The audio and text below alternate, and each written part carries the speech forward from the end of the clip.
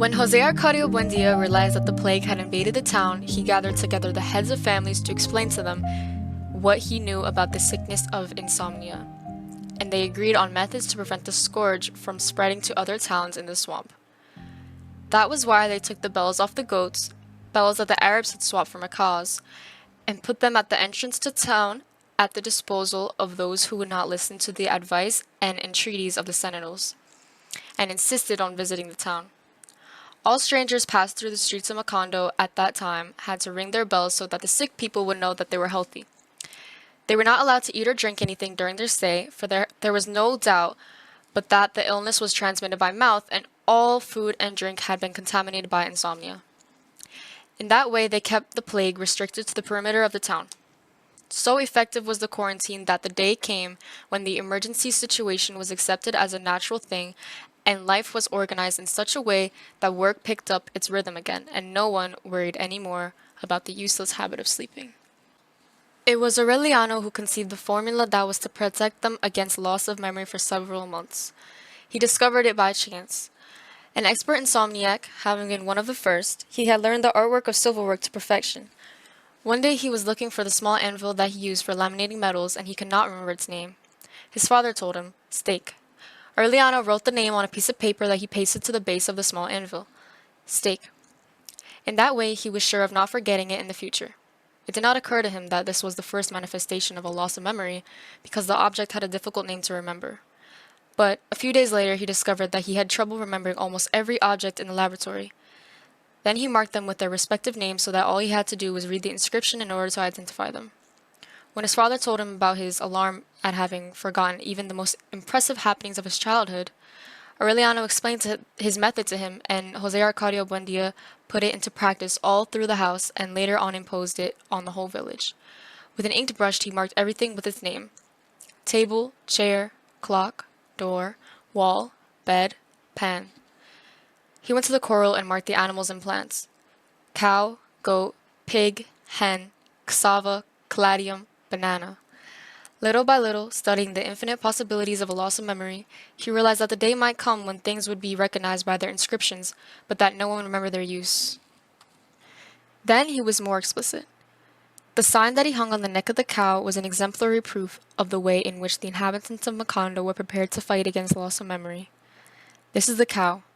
She must be milked every morning so that she will produce milk, and the milk must be boiled in order to be mixed with coffee to make coffee and milk.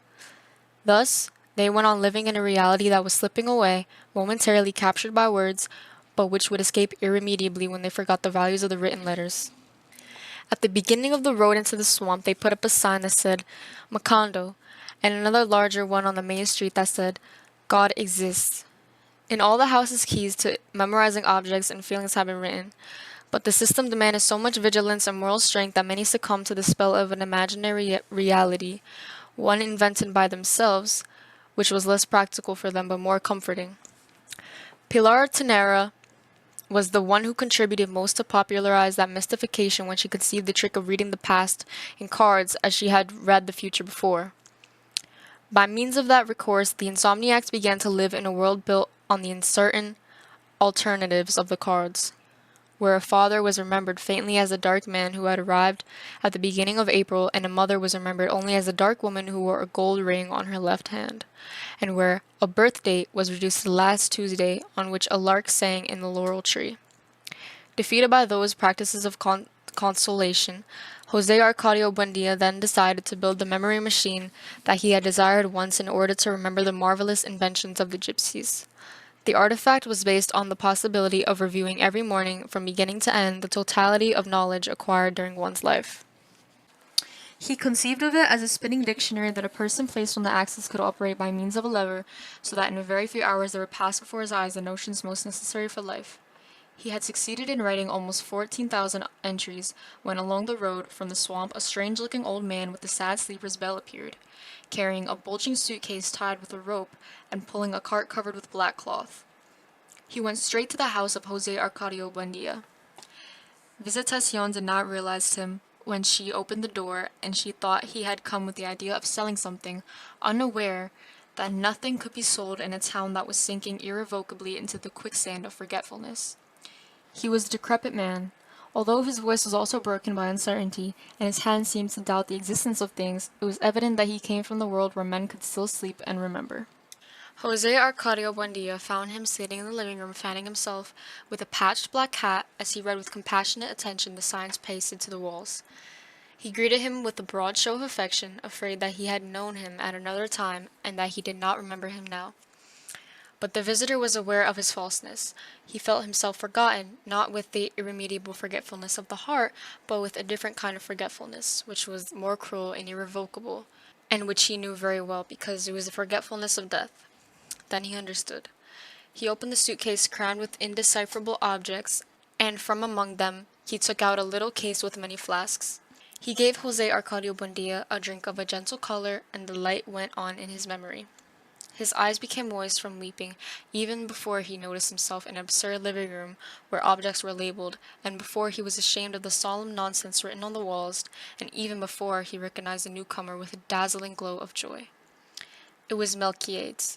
While Macondo was celebrating the recovery of its memory, Jose Arcadio Buendia and Melquiades dusted off their old friendship.